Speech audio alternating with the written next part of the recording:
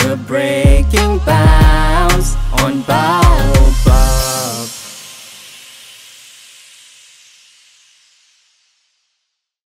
Bonjour, bonsoir à tout le monde. J'espère que vous allez tous bien. Je suis vraiment ravi d'accueillir tout le monde aujourd'hui pour cet événement.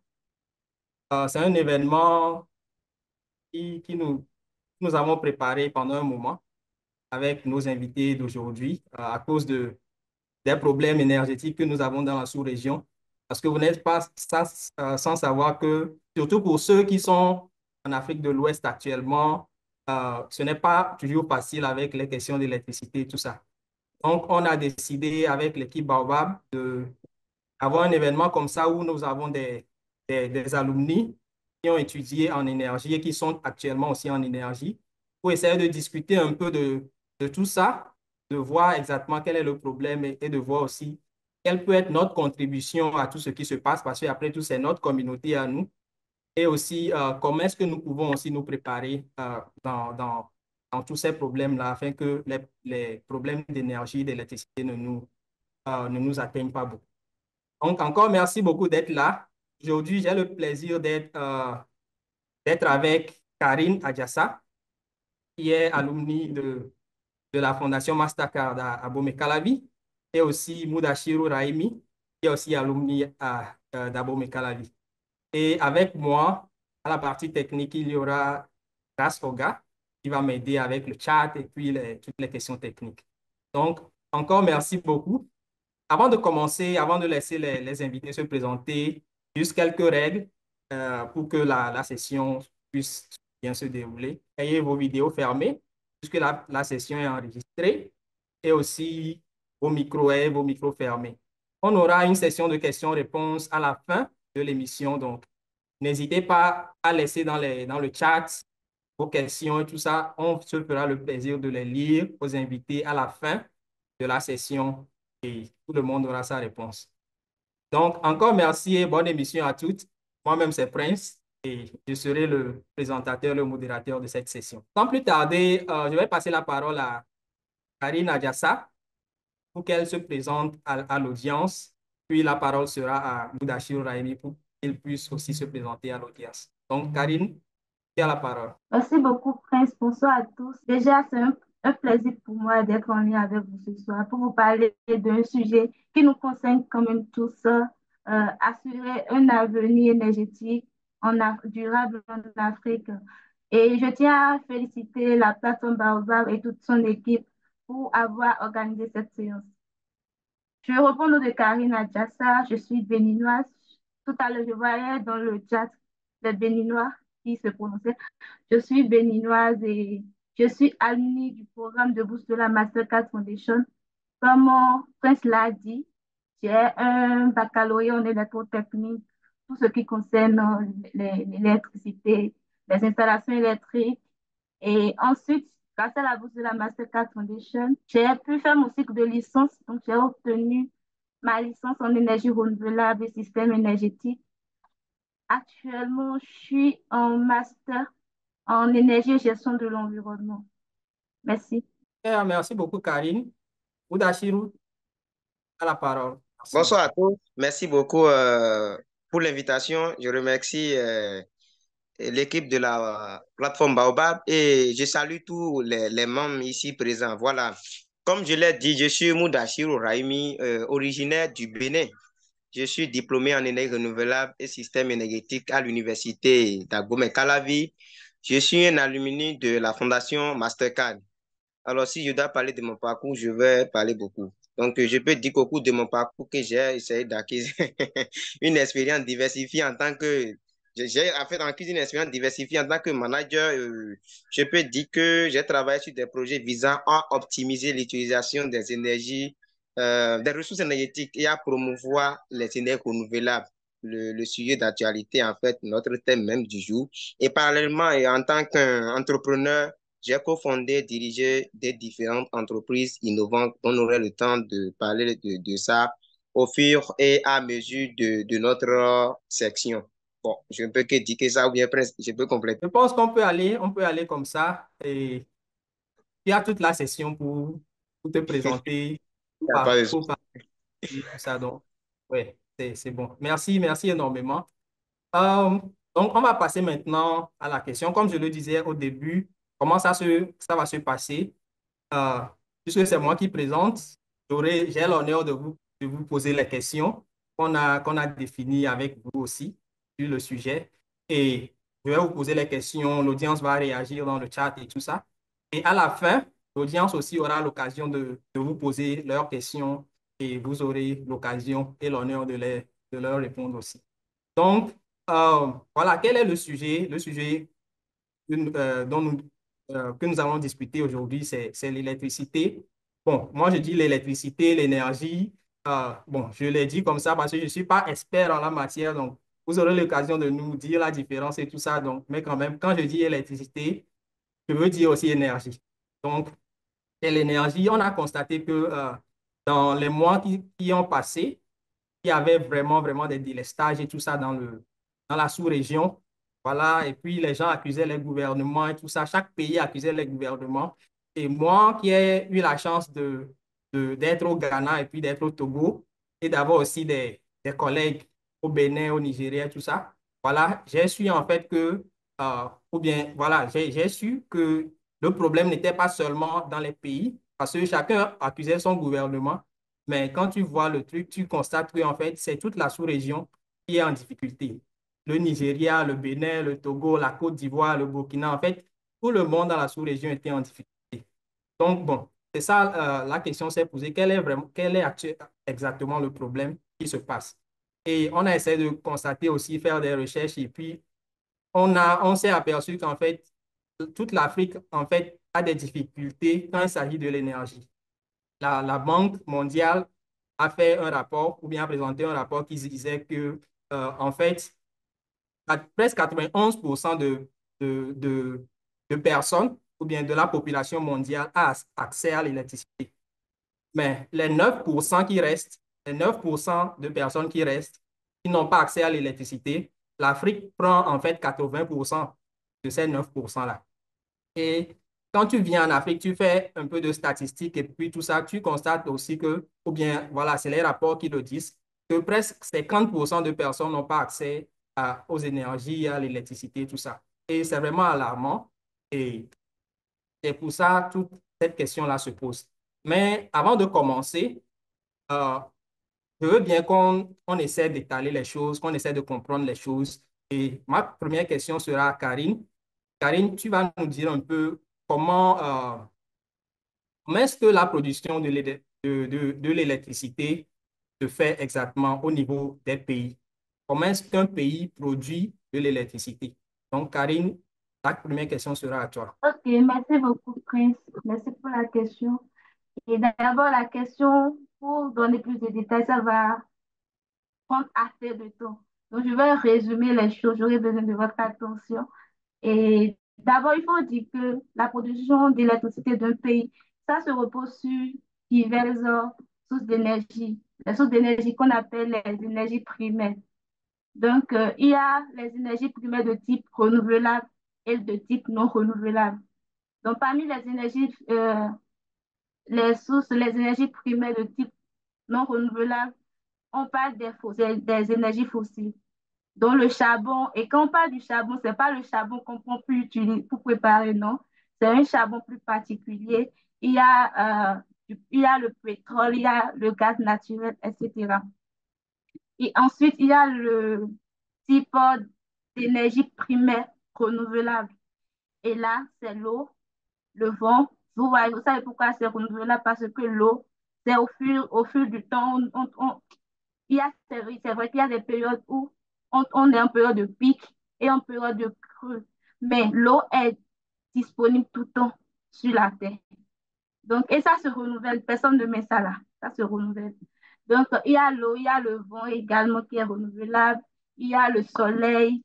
Il y a plusieurs sources d'énergie et plusieurs sources d'énergie qui sont renouvelables.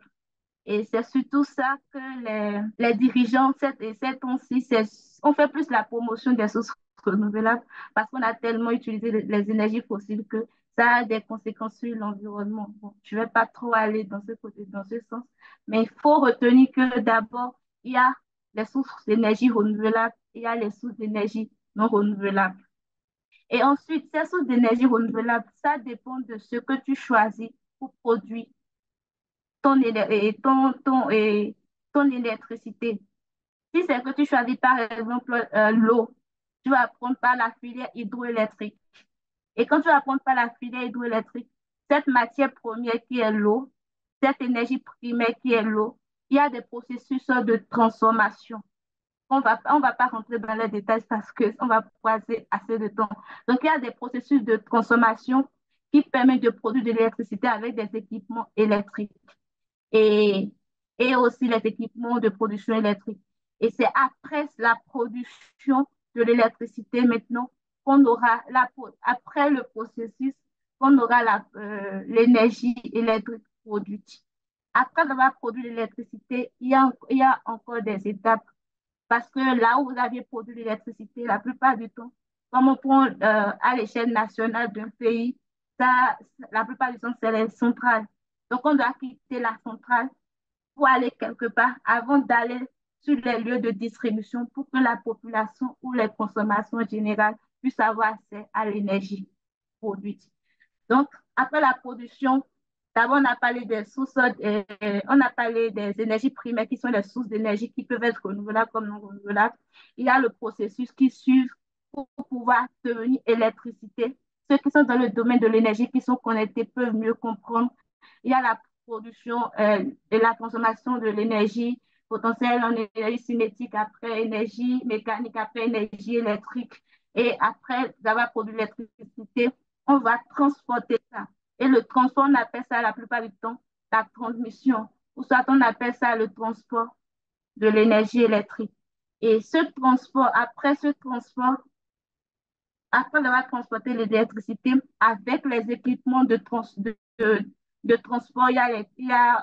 vais vous épargner des détails. Après avoir produit l'électricité, ça va maintenant dans les lieux de distribution. Des fois, ça ne va pas directement dans les lieux de distribution. On doit passer par les stations d'élévation ou bien d'abaisseur. Ça dépend en fait. Après, ça ira dans les lieux de distribution. Et c'est les lieux de distribution qui pourront distribuer l'énergie à la population et pour dire général aux consommateurs. Et ces lieux de distribution avec qui on est plus en contact au Bénin, c'est la SDE. Et au Togo, c'est la CET, si je ne me trompe pas. Au Ghana, c'est CG, quelque chose. Bon, je ne me rappelle pas. Donc, dans chaque pays, s'il te plaît. Oh, vas-y, vas-y. Donc, dans chaque pays, il y a ces structures de distribution, ces structures nationales de distribution qui permettent de partager l'électricité produite et transportée aux consommateurs. Et cette électricité est partagée en fonction de la quantité, du besoin en fait, en fonction du besoin. Et ça aussi, c'est autre domaine, on ne va pas aller là-bas pour éviter beaucoup de détails. C'est ce que je peux dire pour le moment sur un pays produit de l'électricité. Si je ne me trompe pas, c'est bien ça la question. Sûr, c'est ça la question. Merci beaucoup. Je Et vois que merci beaucoup. c'est tout un système et c'est aussi tous mes cours de physique qui ont été résumés.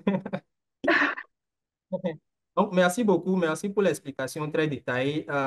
Justement, la question qui doit suivre, c'était quels sont les types d'énergie et tout ça. Mais je pense que tu as touché à tout ça et on voit ce n'est pas seulement, voilà, il y a tout un système derrière. Il y a l'hydroélectrique, il y a l'air qu'on peut utiliser pour produire et tout ça. Et voilà, et tous les systèmes, les autres systèmes.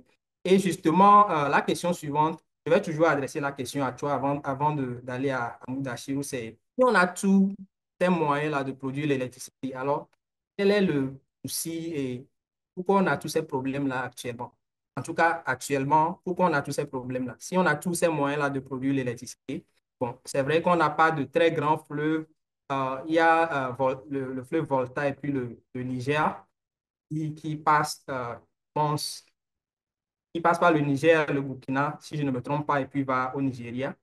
Et c'est les fleuves sur lesquels on installe des barrages et tout ça. Et aussi, il y a l'eau. Non, pas l'eau, il y a l'air. On a le soleil à quantité. Donc, pourquoi est-ce qu'on a tous ces problèmes-là si on a tous ces moyens-là de produire l'électricité alors? Ok, merci Prince pour la question. Je t'ai bien écouté. Et d'abord, je vais demander à Mondachir aussi là quelque chose à compléter par rapport à ce que j'ai dit tout à l'heure.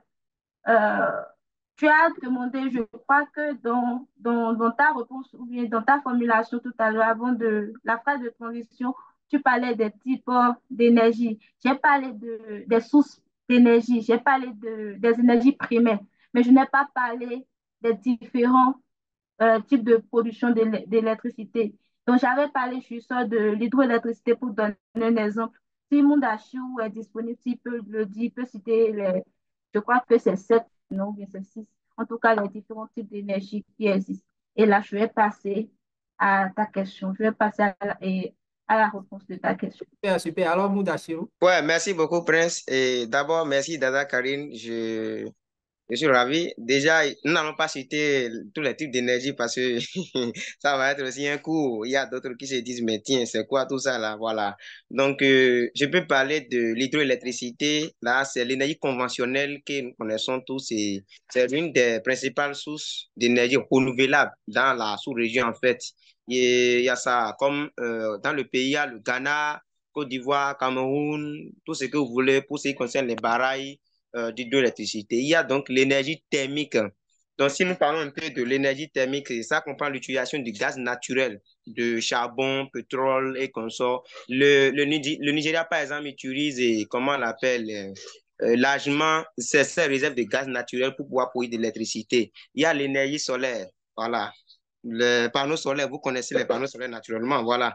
Il y a l'énergie solaire et il y a aussi l'énergie éolienne, voilà. C'est pas trop développé comme l'énergie solaire et l'hydroélectricité, mais c'est développé dans certains pays. Par exemple, je prends le Sénégal, ils ont commencé par investir donc dans les parcs éoliens. Il y a, comment on l'appelle, la biomasse, l'utilisation de la biomasse, c'est-à-dire les résidus agricoles ou bien des bois et consorts pour produire de l'électricité avec ça. Il y en a assez. Ceux qui sont là aussi, ils connaissent beaucoup de ce type d'énergie. Alors, donc, on peut continuer avec la séance si vous me permettez, hein. très intéressant. Merci, merci beaucoup, Raimi, pour cet éclaircissement. Justement, je pense que j'avais fait une petite confusion.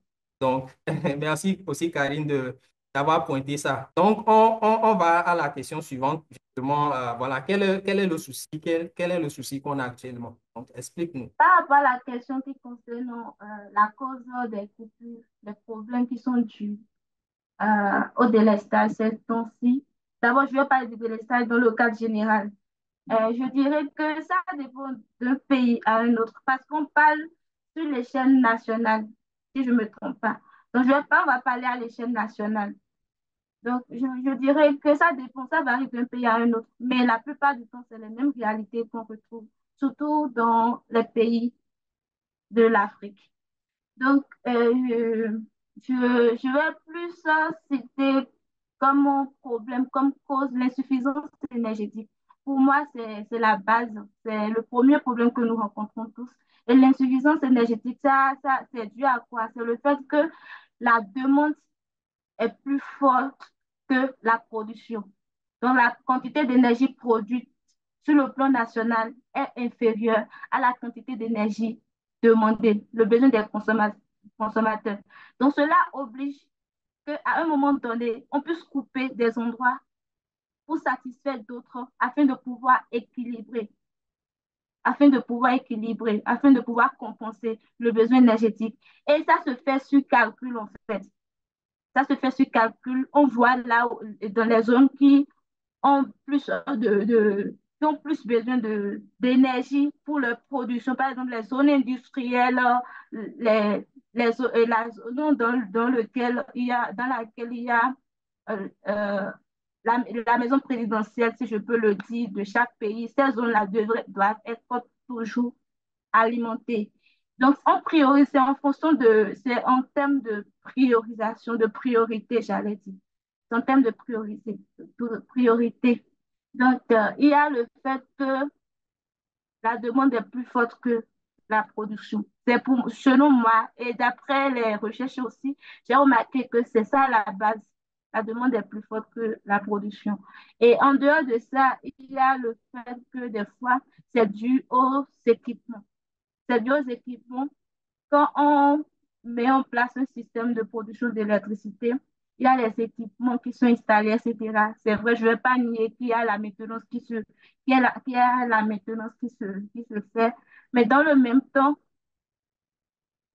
je vais dire, on pouvait mieux faire en fait. On pouvait faire plus que ça, ce qu'on fait en termes de maintenance.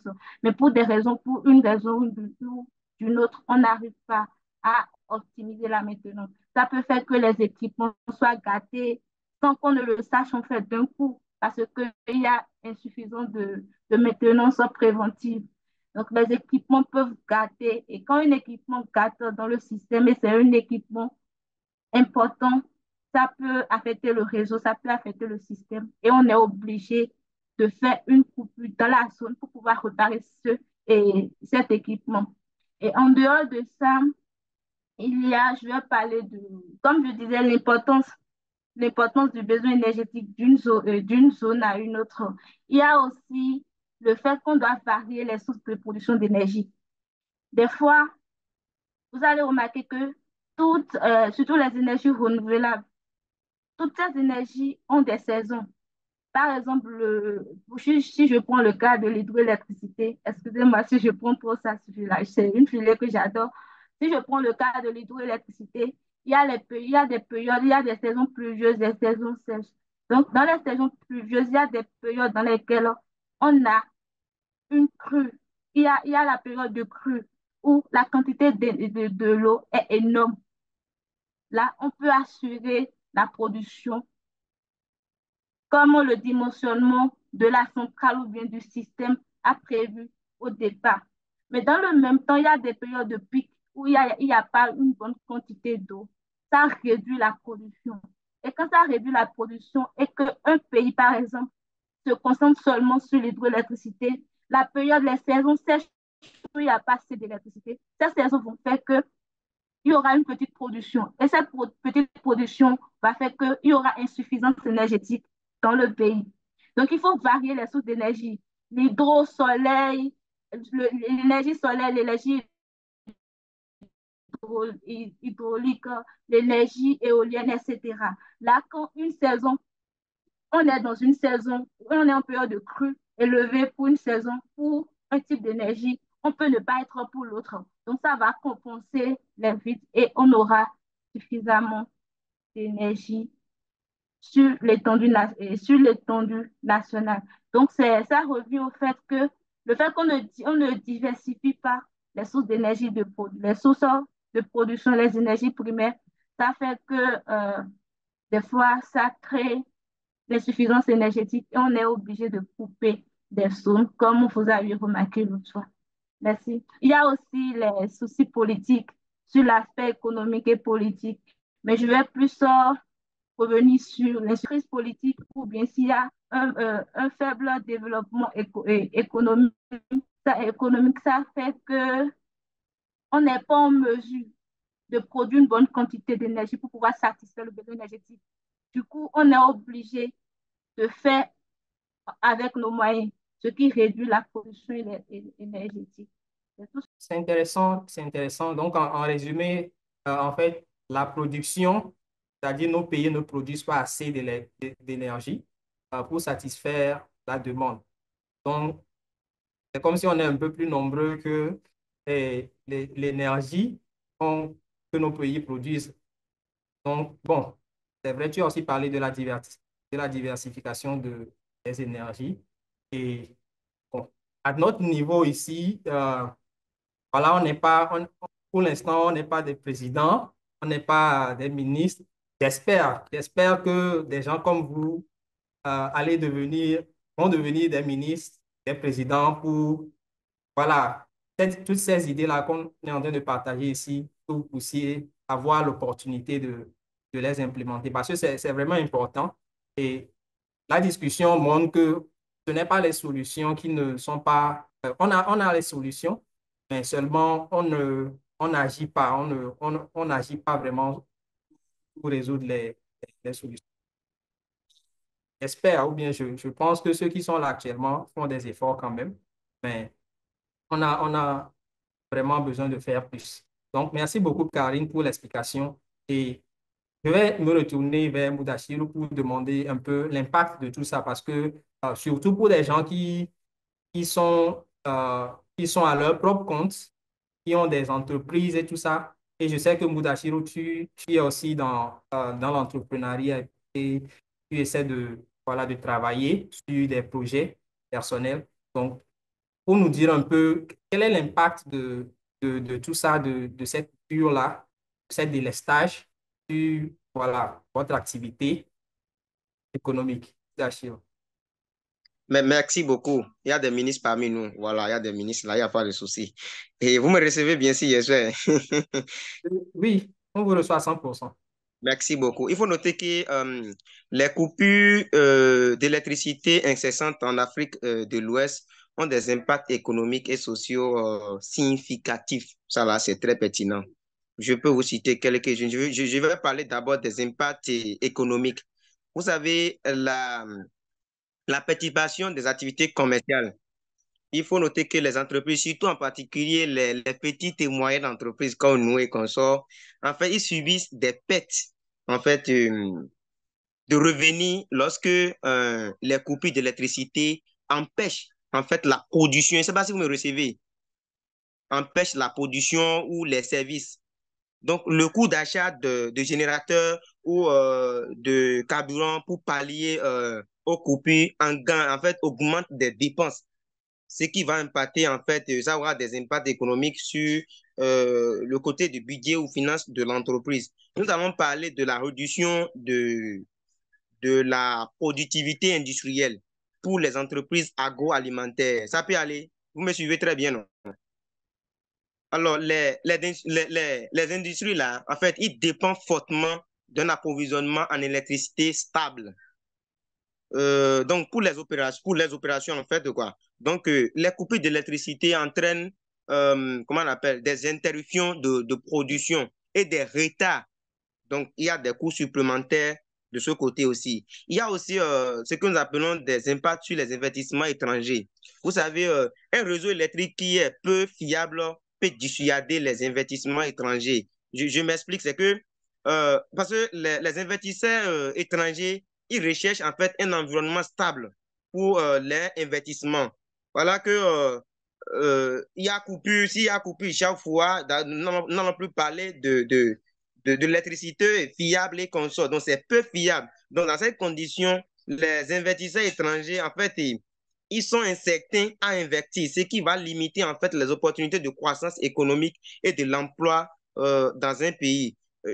Par exemple, nous allons aussi parler de, si je prends le cas du Bénin, la zone industrielle du Bénin, par exemple, à Glodjibé, si nous rapprochons un peu, ils utilisent l'énergie électrique aussi à grande échelle. Sans l'énergie électrique, ils ne peuvent pas faire cette position. Voilà le nombre de jeunes béninois que le gouvernement, en tout cas les structures, emploient là. S'il n'y a pas d'électricité, comment ils peuvent tourner l'activité? Comment l'industrie va marcher? Donc, c'est pertinent. Donc, il y a aussi la diminution de la compétitivité. C'est-à-dire les coûts élevés de production dû aux générateurs et aux pertes de temps rendent les produits locaux moins compétitifs par rapport, comment on appelle, aux importations. Ça, c'est du côté comment on appelle, des impacts économiques. Les impacts, j'allais dire, sociaux n'en manquent pas. Par exemple, nous allons parler de la qualité que la qualité de la vie réduite. C'est-à-dire, les ménages que nous sommes, en réalité, nous subissons des désagréments considérables, notamment pour la perte de nourriture réfrigérée, l'interdiction de l'accès à l'eau pour les pompes qui utilisent. C'est bon. Il y a aussi l'éducation qui est affectée. L'éducation est affectée parce que les étudiants ont du mal à étudier sans l'électricité. Sans l'électricité, vous allez constater que la qualité de ma vidéo est un peu floue parce que j'utilise l'énergie qui n'est pas aussi du tout abordable. Je peux vous montrer ça.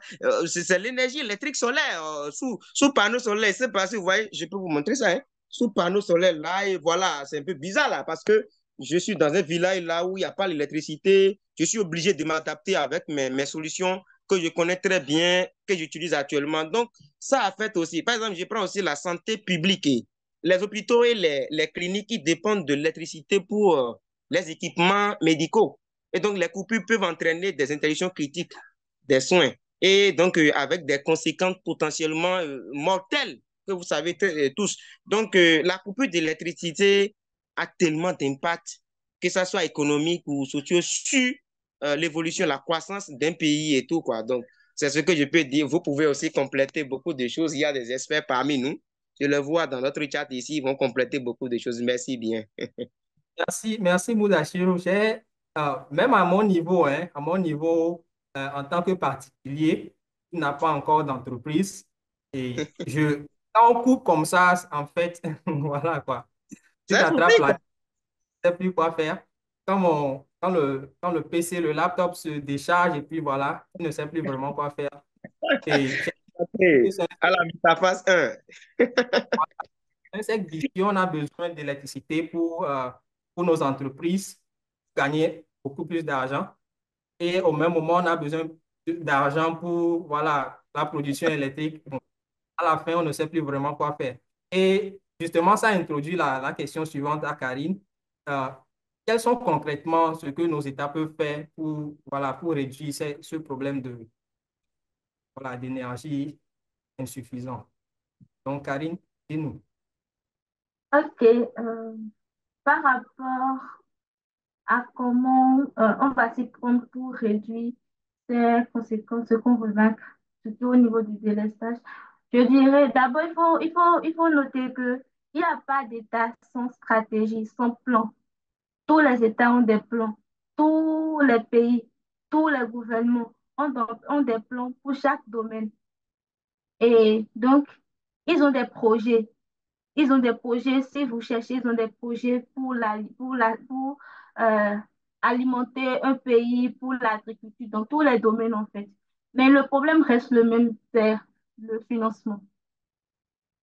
C'est le financement. Et nous avions, vous et moi, nous avions aussi notre responsabilité, notre part de responsabilité dedans. Il y a des choses qu'on peut faire pour aider, pour accompagner le gouvernement. Donc, c'était une parenthèse. Et avant de parler des stratégies, je pense que c'est juste des solutions qu'on va apporter aux problèmes qu'on a cités tout à l'heure. Les stratégies euh, vont répondre aux problèmes on a énumérés tout à l'heure. Et donc, pour ne pas aller loin, je dirais d'abord diversifier les sources d'énergie, comme je vous ai dit, avoir des équipements de qualité, les équipements qui vont intervenir dans la production, depuis la production jusqu'à la distribution, les équipements qui vont intervenir, que ces équipements soient des équipements de qualité, qui ne vont pas demander tout le temps de rénovation. Il faudrait que ce soit de qualité pour qu'on puisse les utiliser à un bon moment. Parce qu'à chaque fois qu'on va vouloir intervenir sur une ligne, on sera obligé de couper la zone. Donc, il faut aussi dire qu'on aura besoin et aussi, en termes de qualité, il y a aussi des équipements. Quand il y a la foudre, quand il y a la pluie, par exemple, les conséquences sont liées euh, on peut parler de la foudre, on peut parler des ouragans, etc. Ça peut agir sur les équipements comme les transformateurs, etc. Et quand ces équipements sont affectés, on sera obligé d'intervenir, on sera obligé de couper la zone, la ligne. Et en dehors de ça, on va parler du partenariat public-privé. Moi, je tiens vraiment à ça. Je pense que c'est une solution très, très efficace qu'on ne doit pas nier, on doit pas mettre de côté. Et parce que quoi, c'est vrai, le gouvernement, comme je le disais tout à l'heure, a des plans, stratégies pour le développement de chaque secteur. Mais il ne peut vraiment pas faire tout à la fois. Je donne l'exemple du Bénin. Au Bénin, aujourd'hui, c'est vrai, je remercie le gouvernement qui est là, qui fait des progrès. On le voit, mais c'est insuffisant en fait. Pour le moment, c'est insuffisant parce qu'on a toujours des soucis de délestage. Quand bien même la fréquence a été réduite. Mais je prends l'exemple du Bénin. Il y a des zones au Bénin, même d'ici 10 ans, ces zones ne pourront pas avoir d'électricité. les milieux reculés ne pourront pas avoir d'électricité d'ici 10 ans. Parce que le plan du gouvernement, si tu analyses, ces zones ne sont pas si prioritaires pour le moment. Ce n'est pas parce on les laisse, rien de ça. Mais avant de faire un plan, il faut aussi regarder euh, ce que la zone amène en tant qu'économie sur le budget sur l'économie du pays, etc. Donc, ces zones ne seront pas alimentées d'ici 10 ans. Il faut vraiment que le secteur privé intervienne. Et quand le secteur privé intervient, le secteur privé pourra alimenter les zones où ces zones où le gouvernement ne peut pas alimenter actuellement. Je prends l'exemple des les milieux reculés où, à cause du transport de l'énergie, à cause de la transmission qui coûte très cher, le gouvernement ne peut pas se mettre dans ces projets maintenant parce qu'il y a d'autres choses qui sont prioritaires. Les secteurs privés peuvent aller dans ces zones, réaliser des centrales, alimenter la zone, la population et contribuer au développement du secteur énergétique du pays, ce qui va ensuite contribuer à la croissance économique du pays. Parce que quand ces zones auront de l'électricité, ça va agir sur le rendement scolaire, sur le rendement économique, etc. Il faut aussi parler de la stabilité dans les pays. Je suivais les actualités l'autre fois au Kenya. Actuellement, il y a une crise où je voyais à la télé des jeunes vandalisés, ils étaient en train de détruire les choses et ce qui m'a beaucoup touchée, c'est d'avoir créé l'incendie. Ce qui a fait qu'une ligne, totalement une ligne qui fonctionnait très bien, a perdu ses équipements électriques comme les transformateurs, etc. Tout ça revient au pays. Même si la crise termine, le pays sera obligé de rénover ou bien de changer ses équipements. Et ça nous affecte aussi. Donc, dans le même temps, je profite pour nous sensibiliser, comme on est des jeunes, vous et moi. Quand on aura à réagir ou bien à agir à des moments donnés, pensons aussi à comment faire pour ne pas avoir à reparer des choses après les crises. Donc, c'est une parenthèse. Ça aussi peut, euh, ça aussi peut permettre de réduire les, les coupures, comme vous êtes en train de dire. C'est aussi des solutions pour compenser euh, la production électrique dans les pays. Merci. Je pense que tu l'as si bien dit. On a aussi notre part de responsabilité. On a notre part de responsabilité. Et je pense hein, que quand tu dis nous, tu parles du secteur privé, c'est-à-dire, voilà, nous les particuliers, aussi les entreprises, voilà, la jeunesse qui est en train d'entreprendre dans le secteur de l'énergie et tout ça. Donc, merci beaucoup justement pour la sensibilisation aussi. Et je rappelle à l'audience qu'on s'approche de la fin de la série des questions. Donc, n'hésitez pas à déposer dans le chat les questions et tout ça. Si vous avez des réactions, pas seulement des questions.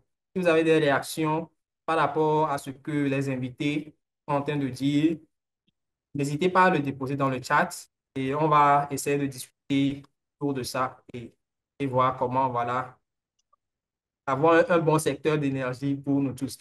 Donc, et aussi les questions, déposer les questions dans le chat, on va les poser aux invités. Euh, Justement, par rapport à ce que tu viens de dire, Karine, tu as touché le point du secteur privé. Le secteur privé aussi, notre responsabilité à nous. Et Mudashiri aussi nous disait tout à l'heure justement qu'il utilisait, par exemple, là où il est actuellement, son propre appareil solaire, quoi, pour avoir de l'électricité et tout ça. Donc, la question que je vais adresser à Mudashiru, c'est comment est-ce que les gouvernements, bien, comment est-ce qu'on peut réduire notre dépendance à l'énergie que le gouvernement, bien nos gouvernements et nos pays sont en train de produire. Parce qu'à la fin, c'est un peu ça. Quand on coupe l'électricité, voilà, tu te rends compte qu'en fait, voilà, tu es totalement dépendant de ce que le gouvernement est en train de te donner. Donc, s'il n'y a pas cette électricité-là, tu ne peux plus rien faire. Alors, alors que s'il y a d'autres solutions que tu peux utiliser, peut-être pendant qu'il y a coupure et tout ça, ce serait vraiment bien, ce serait vraiment profitable pour toi-même.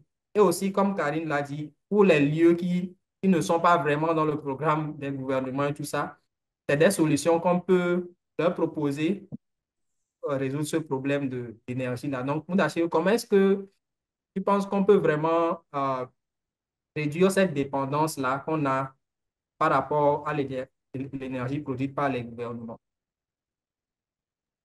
Oui, merci beaucoup, Monsieur Prince. Et là, merci, Tada Karine, pour la présentation précédente.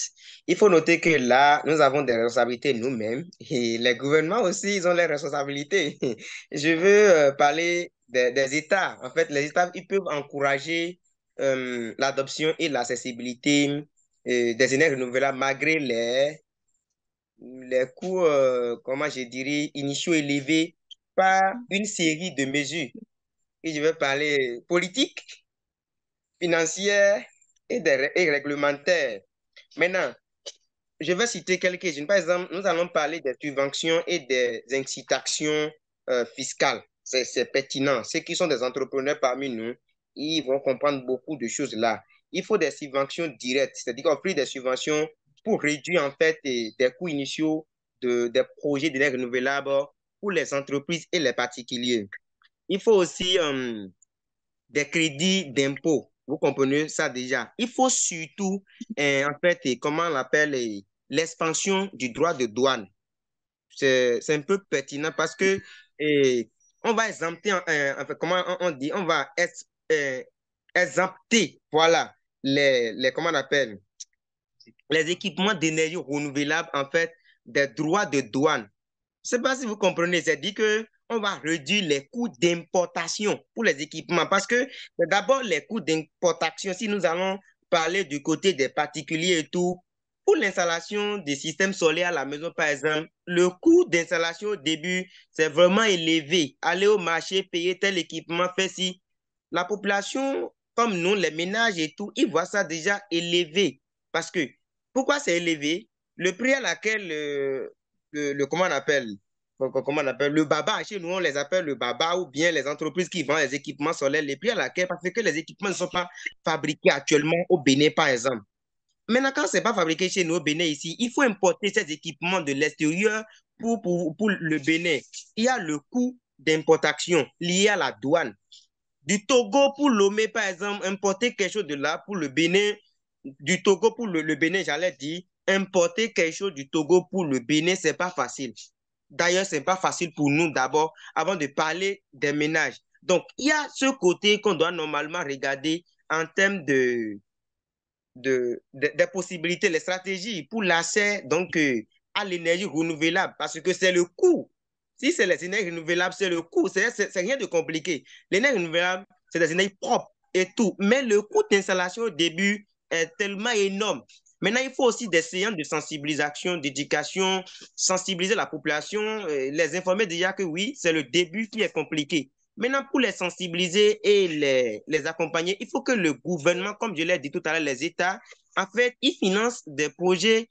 Par exemple, Karine a parlé tout à l'heure des milieux où on n'aura pas le courant électrique, par exemple, dans 10 ans. C'est vrai. C'est vrai. Maintenant, ces ménages, il faut aussi regarder le pouvoir d'achat de ces ménages. Ils ne mangent pas bien à la fin. Et tu les demandes d'aller payer les équipements pour installer quoi que ce soit. Ils préfèrent mieux vivre comme ça sans l'électricité.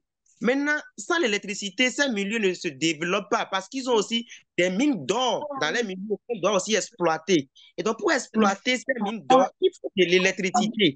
Alors, il faut aussi l'accompagner en fait. Et le gouvernement accompagne les ménages. Les ménages aussi, on les sensibilise et qu'ils font des investissements à petite échelle. Ça va les aider parce que, disons que c'est un truc vraiment compliqué. Et pour le côté technique, nous pouvons parler du développement des infrastructures intelligentes pour pouvoir permettre, et ça c'est fait actuellement dans la sous-région, des installations, on les appelle les smart grids, pour pouvoir permettre d'inclure les énergies produites sous les renouvelables dans l'énergie conventionnelle pour augmenter le pic, pour pouvoir permettre, par exemple, aux populations de différents, par exemple, d'avoir l'énergie constante à grande échelle pour que les questions de délestage, quand il y a délestage, l'énergie, le central solaire peut prendre du relève. Et ça, c'est le gouvernement qui l'a fait. Ce n'est pas un particulier, disons, c'est pas un particulier parce que, disons, nous, la vérité que c'est le coût.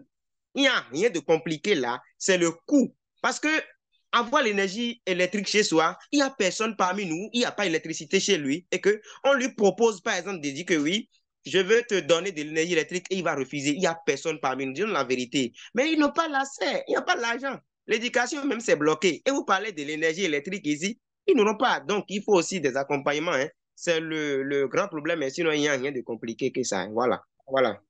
Et de notre côté à nous, en tant que particulier, qu'est-ce qu'on peut faire exactement? Parce que là, c'est comme si on est vraiment dépendant. On est vraiment dépendant voilà, du gouvernement.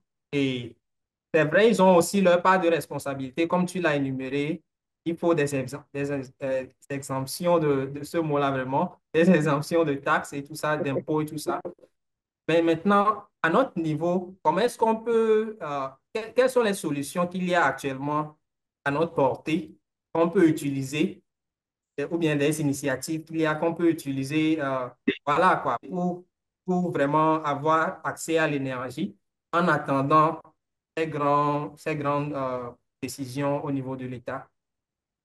Merci beaucoup. Oui, nous les particuliers aussi, nous avons aussi nos responsabilités. Si nous les particuliers, nous, je suis un client, je suis un ménage aussi, voilà. Je suis un entrepreneur, nous sommes tous en réalité. Donc, nous avons aussi notre part de responsabilité à l'échelle. Parce que déjà, nous, étant que jeunes du domaine entrepreneur ou, comment on appelle, énergéticien, tout ce que nous sommes, nous allons penser donc à apporter une solution que je dirais un coup de début. C'est-à-dire, par exemple, tu proposes une solution. Je prends par exemple mes foyers que je propose, les foyers écologiques, Bevivi par exemple. Tu produis ces foyers pour le ménage. Il va utiliser donc les ressources naturelles qu'il a. Tu lui proposes en fait une solution avec ses, en fait, tu lui proposes une solution en fonction de ses besoins, quoi. Au lieu d'attendre le gouvernement, tu lui proposes une solution, tu lui donnes par exemple un foyer, tu lui dis, bon, tu vas utiliser les coques de noix de palme naturellement disponibles chez lui pour préparer avec ça. Alors, en adoptant ces foyers, il a donc de l'énergie électrique. Pourquoi pas 3 à 4 ampoules dans le ménage, éclairer la cuisine, la chambre, douche et tout. Les enfants, ils vont étudier. Donc, il nous convient, nous jeunes, innovateurs, entrepreneurs, investisseurs, étudiants ou tout ce que vous voulez, nous devons normalement proposer des solutions à moindre coût. Même si l'équipement avec les prix de douane c'est élevé, quand on réfléchit un peu, en tout cas moi de mon côté, quand on réfléchit un peu, on peut trouver des solutions, même si c'est des petites solutions, surtout à coût abordable. C'est-à-dire, les ménages, ils peuvent payer par tranche. Ça, c'est des solutions. Les ménages, tu peux leur proposer une solution, ils vont payer cette solution par tranche et tu les donnes cette solution. Et que cette technologie s'est développée aussi dans les zones reculées aussi, chez nous au Bénin ici, en tout cas, chez les Togolais aussi, parce que c'est des pays proches de moi, je connais un peu la réalité et tout. Il y a de ces systèmes-là qui sont développés dans ces pays. Il y a aussi le Sénégal, je connais un peu, voilà.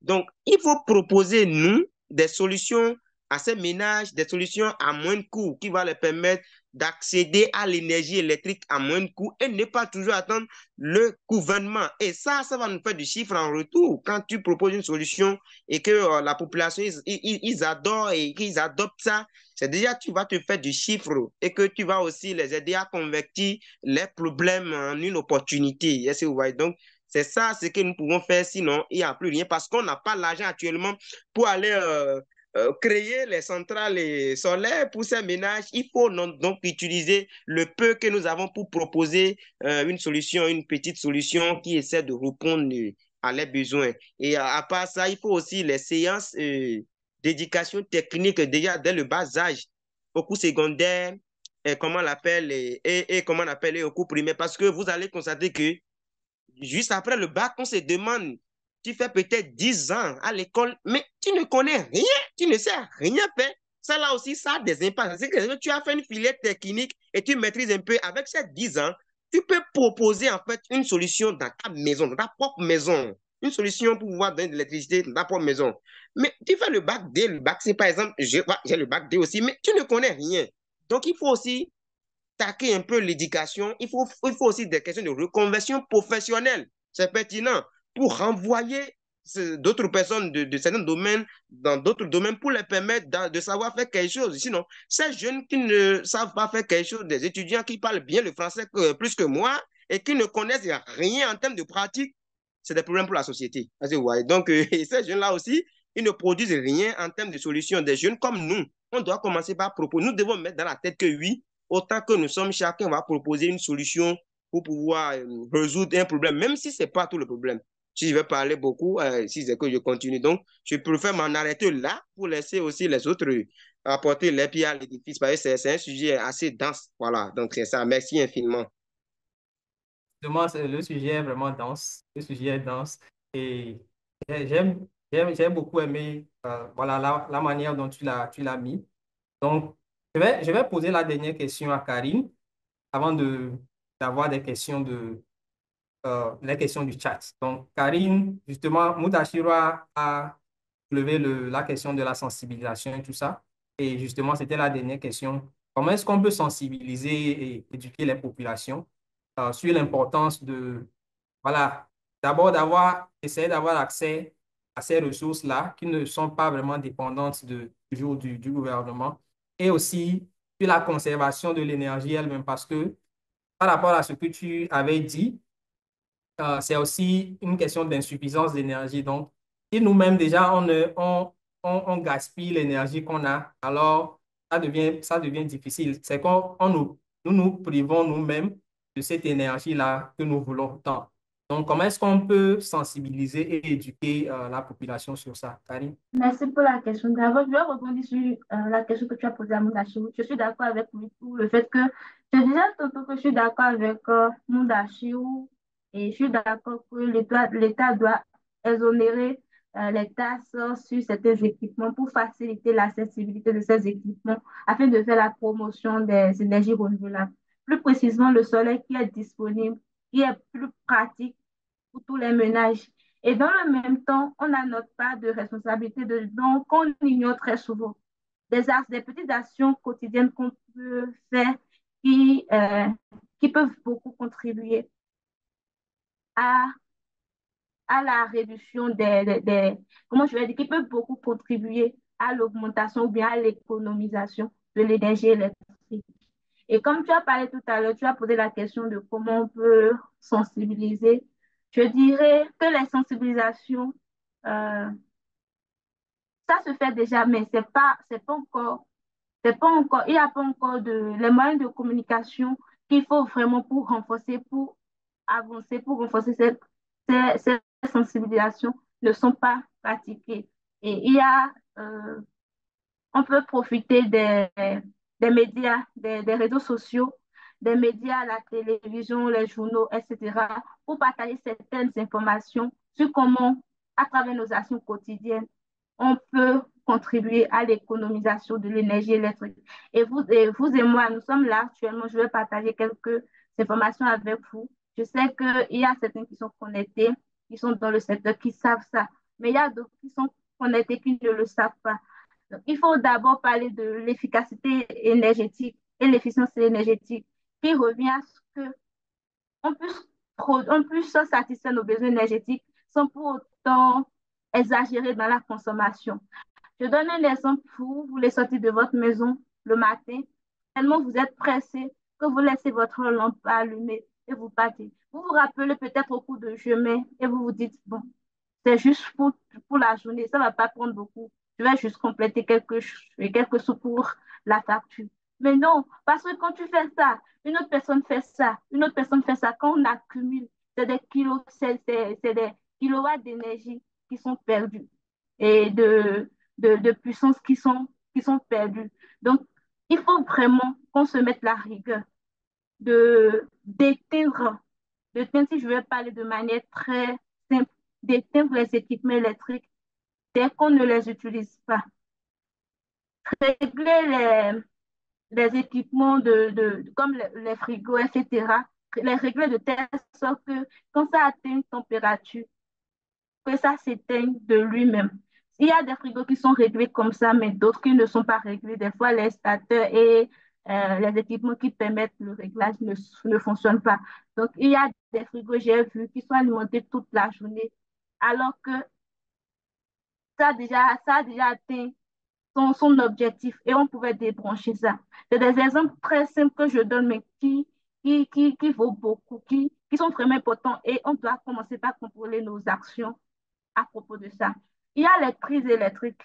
Quand vous n'utilisez pas, vous n'êtes pas en train d'utiliser, vous pouvez éteindre ça avant de faire tout ce que vous faites. Parce que le fait que vous laissez, même quand votre télévision est éteinte, quand les équipements électriques sont pas allumés, il y a une quantité de courant qui passe et vous consommez sans le savoir. Parce que quand on consomme, on essaie dans notre consommation, on empêche d'autres d'avoir l'électricité. Parce que quand on consomme et on accumule les pertes qu'on produit alors qu'on pouvait éviter, ça fait que, comme je vous disais tout à l'heure, on sera obligé de vouloir compenser l'électrification et on sera obligé de couper certaines zones. Ouais, alors que si on économisait, on pourrait contribuer d'une manière ou d'une autre à l'économisation de l'énergie.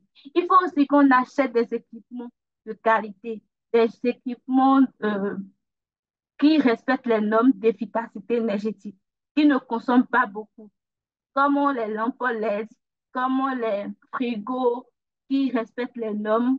Je crois que c'est le A3 qui est plus c'est économique. Il faut qu'on respecte ça, qu'on fasse des efforts. Quand vous allez acheter des équipements électriques, on vous dit les prix. On préfère prendre ce qui est moins cher. Alors que ce qui est moins cher, quand tu l'utilises à long terme, en termes de facture que tu vas payer, tu vas, tu, tu n'économises pas. Tu n'économises pas parce que quand tu achètes ça moins cher, le temps d'utilisation, ça consomme plus d'énergie que ce que tu pouvais payer très cher au début et pouvoir économiser après l'électricité. Donc, il faut qu'on fasse attention à, toutes ces choses pour pouvoir contribuer nous-mêmes à l'économisation de l'énergie. Il y a aussi le fait qu'on doit insérer, comme mon Dachau disait tout à l'heure, l'éducation de l'efficacité énergétique dans les, dans les, dans les, dans les programmes scolaires, dans le programme scolaire. Pourquoi? Parce que quand on est plus jeune et on nous parle de certaines choses à l'école, on aime plus pratiquer ça à la maison. Comme par exemple, tu vois que vous voulez sortir et tes parents les sortent, les lampes allumées ou bien ils s'oublient, tu peux les rappeler, les enfants peuvent les rappeler facilement. C'est des choses quand on est enfant, on garde plus et qu'on peut contribuer aussi à atteindre, on peut contribuer à atteindre l'objectif général. Et en dehors de ça, je dirais qu'il serait mieux, qu'il serait mieux, et je pense que ce serait bien même, qu'on opte aussi pour l'autoconsommation. Dans nos ménages, je félicite mon archive qui utilise l'énergie solaire. C'est vrai que la luminosité n'est pas si forte, mais tu pouvais bien dimensionner voir ton besoin énergétique et installer en fonction de ton besoin. Mais il faut vraiment, je te félicite parce que là, je suis actuellement, je suis en train d'utiliser, euh, je vais dire mix énergétique parce que il y a l'énergie conventionnelle qui vient par moment, il y a le soleil aussi. Mais ce serait le soleil aussi. Mais ce serait bien qu'on augmente, qu'on opte pour l'autoconsommation. On peut installer des systèmes solaires dans notre maison. Si au début, ça va nous coûter très cher, on peut juste l'installer quelques équipements. Pour quelques équipements. Ça fera que le réseau national, l'énergie que le réseau national sera obligé, la consommation, en fait, le besoin, ça va réduire le besoin. Parce que chez toi, tu as déjà un système solaire qui satisfait certains de tes équipements. Si tout le monde peut faire ça, on peut faire ça, je pense qu'on va aussi beaucoup contribuer à l'insuffisance énergétique. Et dans le même temps, on va beaucoup contribuer à la protection de l'environnement parce que plus on consomme, plus on a besoin de la matière première, on a besoin de l'énergie première, et plus on dégrade l'environnement, plus on a besoin de solliciter plusieurs moyens. Et ça fait que à long terme ou bien à grande échelle, on a des impacts très négatifs sur le système. Donc, c'est ce que je peux dire de vous à moi. On peut commencer par contrôler ce dont on a besoin et aussi opter pour faire la maintenance de vos systèmes. Je suis très sûre qu'il y a parmi nous, dans leur maison pour les climatiseurs ou les ventilateurs, ils ne prennent jamais le temps de faire la maintenance. Ce qui fait que la poussière peut englober, emballer ces équipements. Non seulement ça vous rend malade, vous pouvez attraper euh, rhume, etc. Mais dans le même temps, ça empêche l'équipement d'optimiser, d'atteindre son objectif. Par exemple, si je prends l'exemple d'un climatiseur, vous voulez euh, augmenter la température ou bien réduire, j'allais dire, la température dans une chambre. Vous avez besoin juste d'allumer votre climatiseur pour 10 minutes. Mais le fait que votre climatiseur soit embrassé par la poussière, la fraîcheur qui devait sortir ne sort pas comme il le faut. Donc, vous l'utilisez pendant 15 voire 20 minutes. Ce qui fait que les 10 minutes de surplus, ça consomme de l'électricité et vous allez payer sur des factures. Donc, on peut de vous à moi, on peut vraiment contribuer en grande partie à la réduction et à l'efficacité énergétique. Merci. Merci beaucoup, Karine. Vraiment intéressant. C'est vrai que il y a beaucoup de ces gestes-là auxquels on ne pense pas vraiment. Par exemple, laisser l'ampoule allumée, laisser voilà, les prises allumées, tout ça. On ne pense pas vraiment à ça. Et lorsque ça arrive, on se dit plutôt que voilà, OK, la facture va augmenter. Et voilà, on essaie de voir comment régler la facture. Et on ne pense pas vraiment au fait que on est en train de nous priver nous-mêmes d'énergie et d'électricité. Donc, je pense que tu as vraiment fait les points qui sont vraiment essentiels. Donc, merci beaucoup pour ça. Merci beaucoup. Je vais très rapidement lire, lire les messages dans le chat. Je vois il y a Josué qui a mis des arguments vraiment intéressants. Josué, dans le chat, nous dit que ce que les États peuvent faire pour réduire les délestages et satisfaire constamment la demande de la population, c'est diversifier les ressources de production d'énergie électrique en misant beaucoup sur les sources renouvelables, le solaire, l'éolien, décentraliser la production d'électricité en ouvrant le marché aux investisseurs privés et voilà, assurer une maintenance régulière des réseaux électriques et machines intervenant dans la production. Opter pour l'éthique par la construction des réseaux électriques intelligents. Yeah, super, super. Je pense que c'est tous ces points, c'est les points que les invités aussi ont soulevés. Donc, merci beaucoup, Josué. Et il y a Guy qui dit que la question, c'est plutôt politique. Il ne comprend pas le fait que son pays produise de l'énergie, mais distribue à d'autres pays et eux-mêmes à d'autres pays qui paient moins cher qu'eux. Voilà, c'est aussi un autre, c'est Ça, aussi c'est un le autre sujet. Ghana, n'est-ce pas? Non, Guy est plutôt en Côte d'Ivoire, si je ne me trompe. Si je me trompe. OK. Mais je pense que le problème, c'est un peu le même problème ici au Ghana et ici au Nigeria. C'est un problème politique.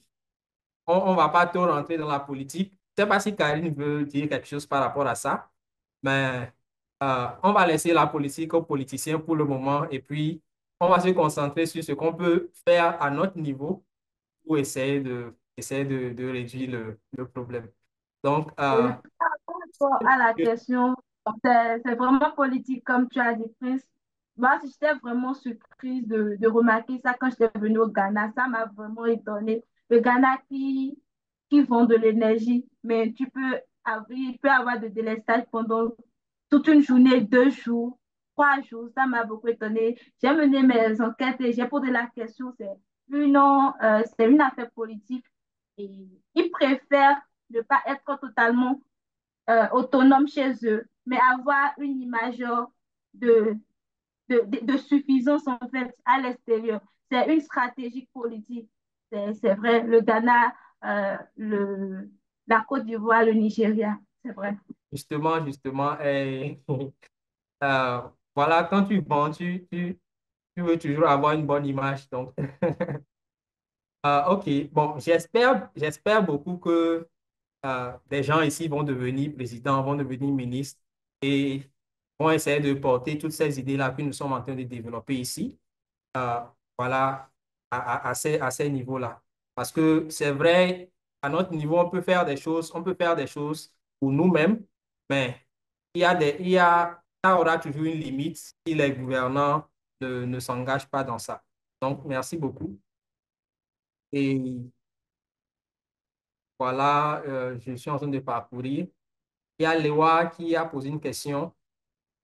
Euh, Elle dit quelles sont les étapes dans lesquelles on peut s'engager ensemble pour régler ces problèmes-là et améliorer l'accès à l'eau et à l'électricité voilà, dans nos villages. Et je pense que Mudashiro a touché ce point-là.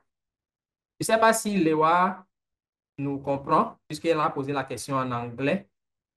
Léa, est-ce que tu es à l'aise qu'on réponde en français ou bien qu'on réponde en anglais?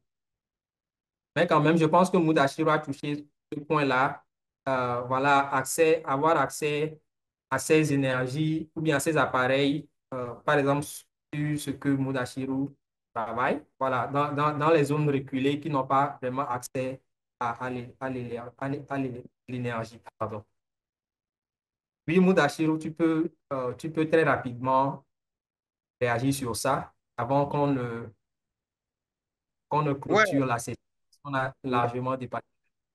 merci beaucoup, merci beaucoup. Et pour le faire, j'aimerais dire à celui qui a posé la question, il ne connaît pas le pays et tout. En tout cas, il faut, non loin des innovations dont j'ai parlé récemment aussi, il faut toute une union.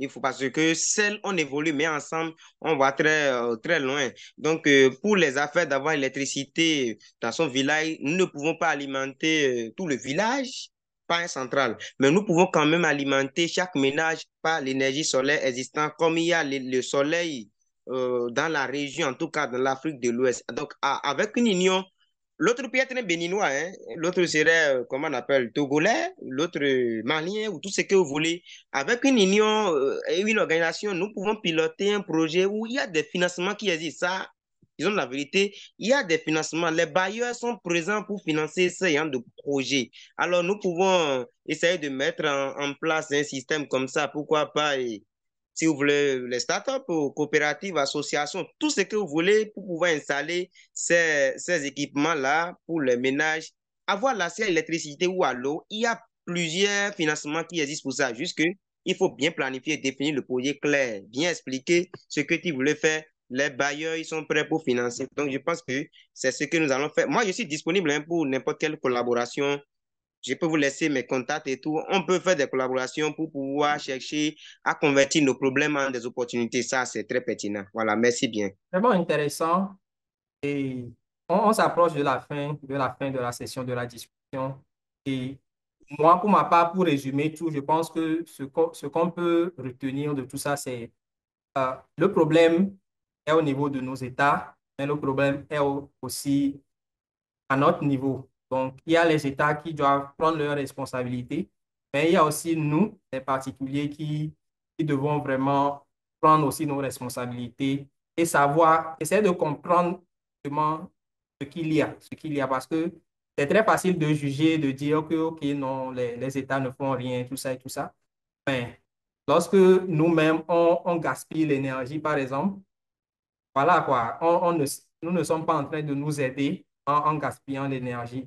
Et lorsqu'on n'est pas euh, au courant qu'il y a d'autres options qui se présentent à nous, d'autres options que nous pouvons utiliser pour ne pas toujours dépendre de l'énergie du gouvernement et tout ça aussi, on se prive de ce côté-là aussi. Donc, c'est à nous de savoir tout ça et voir comment est-ce qu'on peut tirer parti de tout ça, et aussi de ne pas nous taire, ne pas nous taire parce que c'est très facile d'être dans sa chambre et puis de dire tout à ses amis et tout ça. Mais si on a des solutions, essayons de proposer ces solutions-là aux gens, partageons nos idées dans nos réseaux et tout ça, ça peut aider quelqu'un et forcément ça aidera quelqu'un.